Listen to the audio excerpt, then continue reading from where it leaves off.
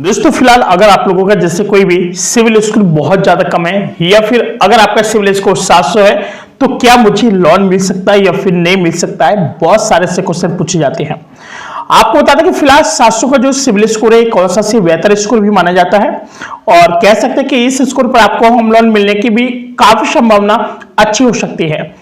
हालांकि बैंक और वित्तीय संस्थान और आपके जो क्रेडिट स्कोर के अलावा भी कई अन्य ऐसे फैक्टर्स हैं जो ध्यान में रखते हुए आपकी आय, नौकरी और स्थिति मौजूदा कर्ज को भी क्रेडिट हिस्ट्री के तौर पर भी इसको देखा जाता है। बहुत सारे लोग आते हैं कि सर क्या इस पर हम लोगों को लोन मिल सकता है, होम लोन हो गया, कार लोन हो गया, बाइक लोन हो गया, काफी सारे ऐसे डिफरेंट क्वेश्चन पूछे जाते हैं कि शायद ही कई लोगों को एकदम आश्रित शायद नहीं मिल पाएगा हम लोगों को लोन। लेकिन समानता की स्थिति में देखा जाए तो 700 के जो सिविल स्कोर के साथ, जो 700 के सिविल स्कोर के साथ आपको होम लोन मिलने में भी संभावना तो होती है, लेकिन ब्याज दर आपकी थोड़ी अधिक हो जाती है। कह सकते हैं कि आपको इसको 750 या फिर उससे अधिक होता है तो आपको और बेहतर शर्तों पर भी आपको लोन मिल सकता है। अगर आपका सिविल स्कोर 750 प्लस अगर जा रहा है आप लोगों का तो डेफिनेटली है कि आपको लोन मिल जाएगा, बिल्कुल अच्छी तरह मिल जाएगा। और इतने नहीं, और अत्यधिक सिविल स्कोर अच्छा होने पर उन लोगों को 10 लाख तो क्या 20-20 लाख रुपए तक का भी बहुत गजब तरीके से उनको लोन मिल जाता है। कह सकते हैं कि अंतिम निर्णय बैंक या वित्तीय संस्थान की पॉलिसी पर निर्भर करता है। इसके लिए आपको सभी वित्तीय दस्तावेज तैयार रखने चाहिए और जो भी सारे आपके लोन एप्लीकेशन करते समय इन पर विचार विमर्श करना चाहिए कि क्या ये हमारे लिए सही रहेगा या फिर नहीं रहेगा। कह सकते हैं कि कुछ पॉइंट्स हैं मेरे पास जो मैं आपको शेयर करना चाहूंगा सिविल स्कोर के लिए।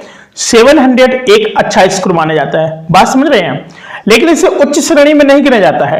नंबर एक बात। नंबर दूसरी बात, होम लोन के लिए पात्रता क्या होनी चाहिए? 700 स्कोर यानी 700 स्कोर होने पर आप होम लोन के लिए भी पात्र हो सकते हैं, लेकिन इसे सीमा रेखा का भी स्कोर माना जाता है। अगर हम ब्याज दर की बात करें, तीसरे पॉइंट की बात करें, तो आपका स्कोर अधिक तो होता है लेकिन आपको कम ब्याज दर पर भी लोन मिल सकता था।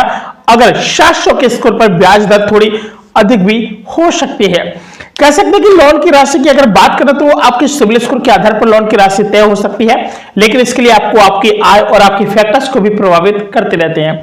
और साथ ही क्रेडिट हिस्ट्री यानी आपकी जो हिस्ट्री किस तरीके की रही है। अगर आप किसी क्रेडिट हिस्ट्री में कोई डिफॉल्ट नहीं है तो आपको लोन अप्रूवल में चांस बढ़ सकते हैं।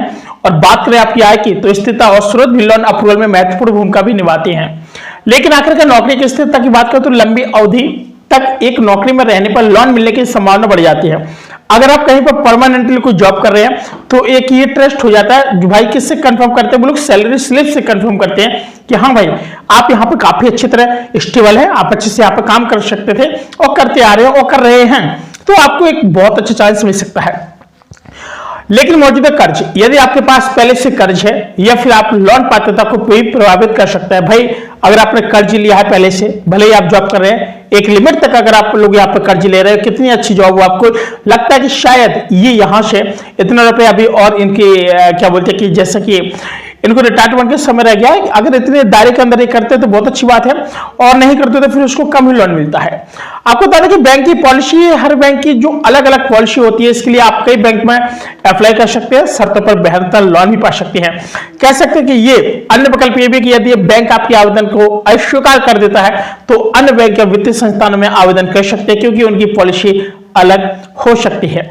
साथियों फिलहाल आज के लिए इतने मिलते हैं नए वीडियो, तब तक के लिए नमस्कार।